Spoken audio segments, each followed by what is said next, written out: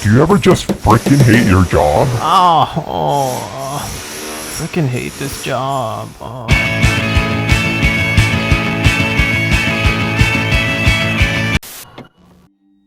Child's Play.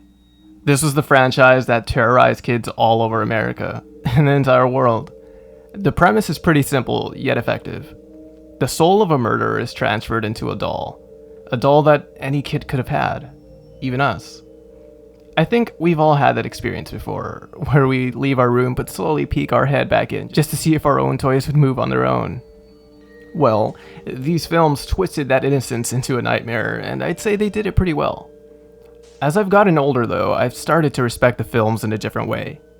Chucky wasn't as scary anymore, but more of that one personality that every friend group had, the goofball with the temper. The idea all started with writer-director Don Mancini during the late 80s, before sprouting into a franchise that would stick with us for the next half-century. Tonight I want to talk about how each film stood on its own, and the surprising arc the genres took. This franchise may actually be the most diverse franchise I've ever seen in terms of divisive subgenres, so without further ado, let's get started.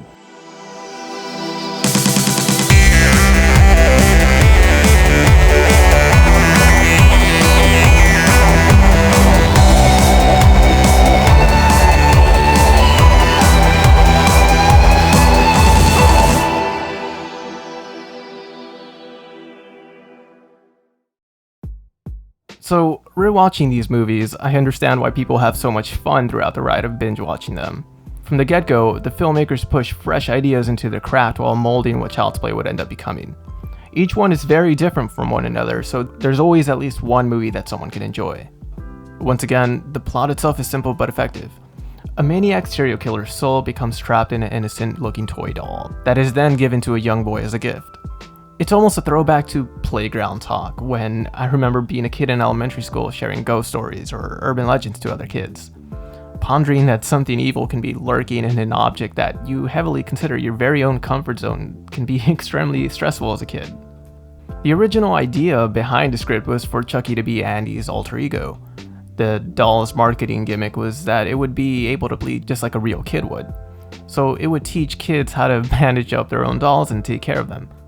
Andy had the idea to have a blood swear, the thing where people would spit on their hands and do a handshake, as if the saliva made it officially that more severe of a pact. Well, Andy would have cut a piece of his palm, a piece from Chucky, and do a blood swear, which is where the voodoo origins come in. Anytime Andy would fall asleep, Chucky would then come to life and wreak havoc. That's why during the first act, the view is from the killer's POV. It was always meant to be Andy, as the plot twist killer. But that storyline never made it into the final showing. Besides the darkness of the film, there's always something cozy about it. It takes place in the middle of winter, giving it a holiday film vibe to it. In fact, it even takes place on Andy's birthday, which makes the juxtaposition to the events that would transpire that much more tragic. There's light comedy throughout the film, be it from the main characters or from Chucky himself. Fuck you. It's a nice mixed breathing room while still maintaining consistency with the horror elements. The fast-paced clouds always screwed me up as a kid. It's like how a random gust of wind can feel like an evil presence is near. Like there's more to this world than we realize, and oh, how I felt so small. I think the true charm of the story is how the main dynamic is between the mother and her son. They are the protagonists that go through this nightmare together, almost disguising the movie as a family adventure. Especially their introduction scene where Andy makes his mom breakfast in bed. Probably the cutest scene I've ever seen in a horror movie. The movie also captures that late night talk show vibe the 80s and 90s embraced. The sights of the late night city of the late 80s makes it so nostalgic. You could watch an episode of classic SNL or The Muppet Show, watch Child's Play immediately after, and it'd feel right in character with each other. The character of Charles Lee Ray also seems a tad bit more sympathetic than in the rest of the Chucky films. During one of the earlier scenes, when he's already inside of the doll and in Andy's room, he's asked to be hugged by Andy as they go to sleep together. Now this can for sure be seen as creepy or just plainly manipulative of Andy to make him appear more of a quote-unquote friend. But I actually believe Charles has a subtle arc of losing his humanity throughout the movie as he gets more desperate to enter back into a human body.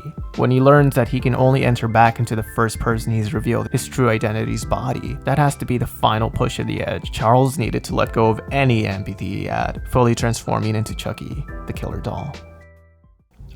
I'm not sure if other horrors have done this before, but in the sequel, the new main dynamic is between foster siblings. Moving away from the big city vibe, we go into a more safer suburban area. After the events of the first Child's Play, Andy tries to adjust to living with a new family due to his mother being deemed unfit to raise Andy in court. No one believed her story of the murderer that is Charles Lee Ray attempting to kill everyone inside of a killer doll. Andy really has that short end of the stick here. Switching back and forth through foster homes is already difficult and brutal as a kid, but having Uncle Chucky hunt him down adds additional trauma, affecting Andy even more through the rest of his adolescence. However, having Kyle as his foster sister creates a new bond not usually seen in most movies in general. The only character in the movie so far that could even come close to relating to Andy's feeling of being lost and scared, not just through the terror of Chucky, but with the struggle of adjusting with a new family, is Kyle, especially after the events of this story. Through the movie, Andy is gravitated towards anything with a maternal figure as a symbol due to the absence of his mother, such as the glass art or the photos around the house. It's a piece of his life that is now missing. The house itself is painted as a dollhouse, with even the foster parents appearing with modest clothes as dolls would wear with these types of themes. It almost feels like the family are the dolls in this dollhouse being used and manipulated, with Chucky having a role reversal as the puppet master. My argument for this movie is that this elevated Andy to the status of what I call the poster child of pop culture, at least during the 90s. Every decade sort of has one, the icon or role model kids looked up to as the cool guy everyone wanted to be. Marty McFly is one of the best examples of a poster kid in the 80s, though Ferris Bueller and Elliot from E.T. are up there as well. For the 90s, I'd say Andy is that poster kid for horror, right next to Bart Simpson as our bad boy archetype. Like most horror icons, I argue that while their original installments may be the better film, or maybe just my favorites, the sequels usually solidify the characters as icons of pop culture, and I believe it works just the same in this film. They set up the night scenes in the house to look like a gothic dollhouse, almost mirroring the aesthetics of a classic Universal monster movie. Chucky has to work harder and smarter this time around to get to Andy, and the build-up for this movie seems a bit more smoother than the original, with the stakes being higher and an amazing payoff during the closing act. The sets of the school and doll factory were meant to be part of the original movie, but were cut due to the budget. Luckily, Don Mancini snuck his original ideas back into the sequels, and he continues to do stuff like that for every other movie in the franchise. While I still favor the original as my personal favorite, this sequel is clearly iconic and probably the first movie most people associate when they hear the word Chucky. This movie was actually my first memory of Chucky too. They were having a marathon of the first 3 movies on TV when I was a kid, and I tuned in just in time to see Chucky's feet dangling from underneath the bus, and that stuff at Nightmare screwed me up. We fast forward as Andy, now as a young cadet, tries to survive a new life in the military, only to have Chucky hunt him down and find him yet again. The story now follows with his friends and comrades trying to make it out against Chucky. It's no longer just Andy going one-on-one with Chucky, as Andy finally has a small group of friends that believe and fight alongside him. It's interesting that the original trilogy had strong protective figures for Andy that would look out for him as his strongest allies. The original had his mother look after him, his main protector and nurturer, as it's implied his father had passed away, which is the role Detective Norris gradually takes in the first movie. The second is his foster sister Kyle, who taught him how to deal with growing up in a new isolated world of going through home after home. De Silva is the first ally who is not someone who has to take care of Andy, but is an equal. They become comrades and even a little more. Every movie up until now had Andy's protectors take the final blow to Chucky's defeat until this one. In this final act, Andy is capable of taking care of himself now, as the role of protector is passed on to him. His heart came full circle. I gotta say the opening scene and the final act are probably my top favorites of this franchise. The toy box aesthetic of the CEO's home and the carnival setting of the climax is incredible, juxtaposing the kid-friendly visuals associated with innocence with Chucky's evil intentions. It's a fantastic reoccurring theme. A kid's toy with what we associate as a form of comfort is now the very thing that is trying to hurt us. This movie is a bit of an acquired taste. As I've come to find out, most people consider this one of the worst in the franchise. I actually rather like it. The tone of the film feels heavier, especially reflecting Andy's anxiety as a teen on his own in a place where they train you to lose your identity. something Andy never really had the chance to really explore. Everything about Andy revolved around the trauma Chucky brought amongst his life, so when did he ever get to be a kid? I think the military setting is perfect for the inner struggle Andy goes through, as it represents the most brutal sides of humanity from the eyes of a kid forced to grow up too soon. Now lost in this new world as just another lost face. But now, he's not alone anymore. Things switch gear now that Chucky is no longer the antagonist, but the protagonist. Andy isn't in these next few movies, which implies he had at least a few years of peace and growth away from Chucky. Alongside Chucky's new partner in crime, Tiffany, the Child's Play series leaned less on horror and more towards a Bonnie and Clyde buddy cop comedy adventure film. This has a 90s, early 2000s Party City Halloween punk garage aesthetic vibe written all over it. This almost falls into the same category as Freddy vs. Jason, with the grunge or rock music, dark color palettes, and similar sense of dark humor. The new stitches on Chucky is possibly what we most associate with the franchise in modern day now, at least in terms of the image. Look for any buttons, pins, patches, it's all of this version of Chucky now. And I even have my own soft spot for it.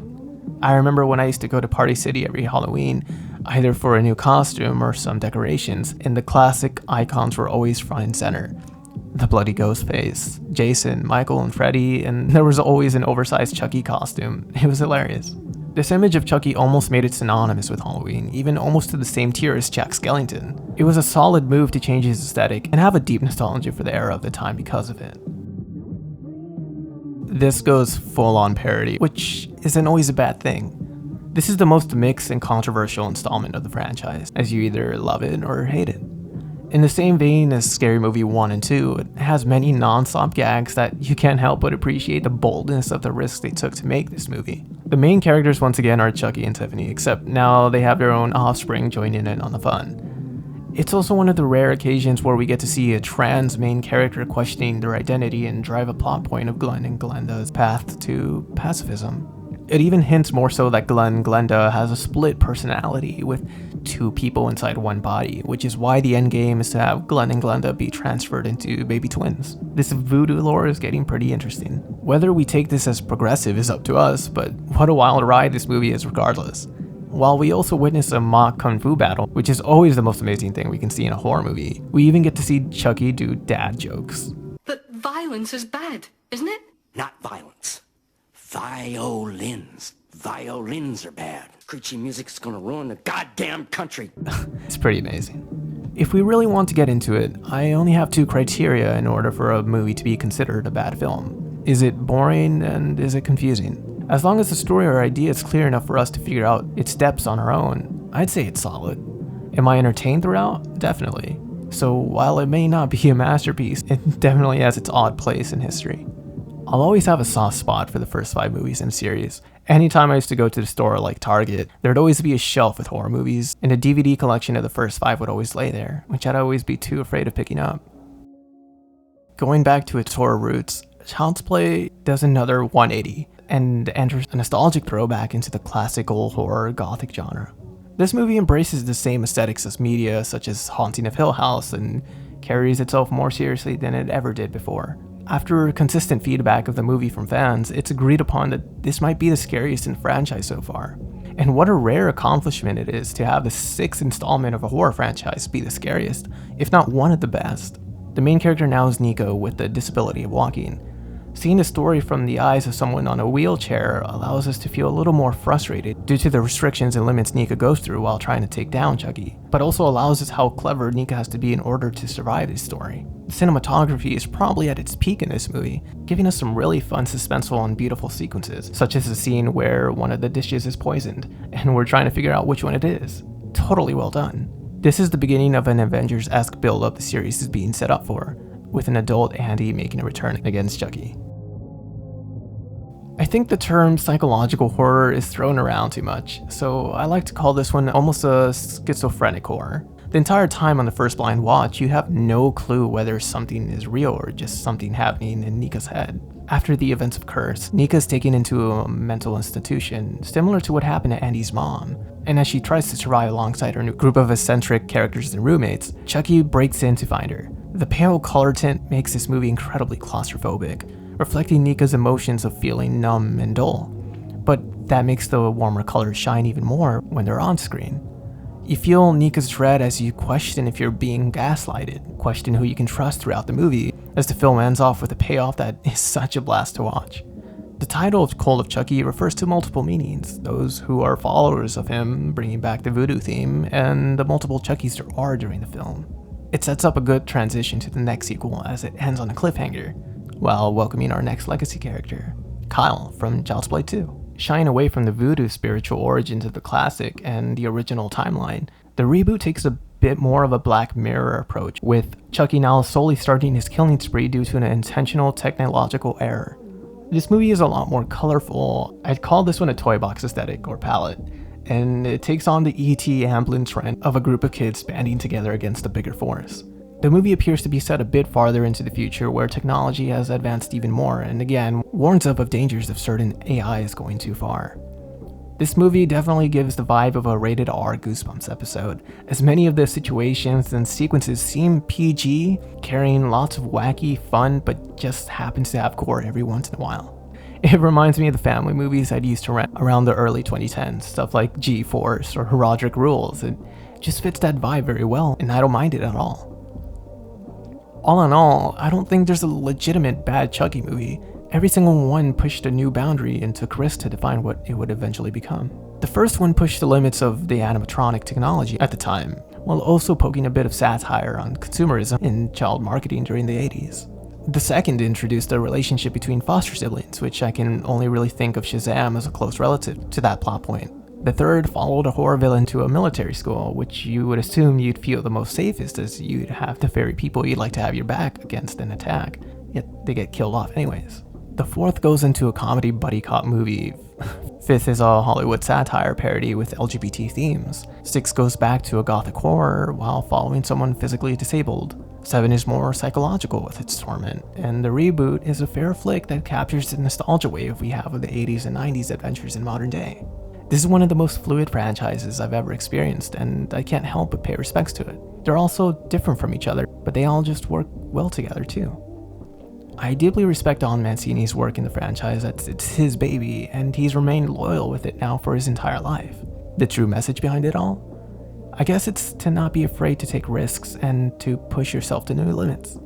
Staying in one area for too long can get stale, even sometimes claustrophobic and depressing. We forget that we're meant to move forward, to experience new things. All of these films follow our lovable villain the whole way through, but they also evolve the entire way through too. Just as real life goes, and everything should be allowed to. So who cares if some people didn't like a few of the installments and others did? That's okay. Because everything changes and, well, you can't please everyone. As long as you stick to who you are, you'll always have people who will back you up. So, thanks, Don, for sticking to who you are. You made an amazing franchise, which I can say I truly love. You're the best. And thanks, Chucky, for giving me nightmares as a kid. You're just one of the many boogeymen I've had to go through.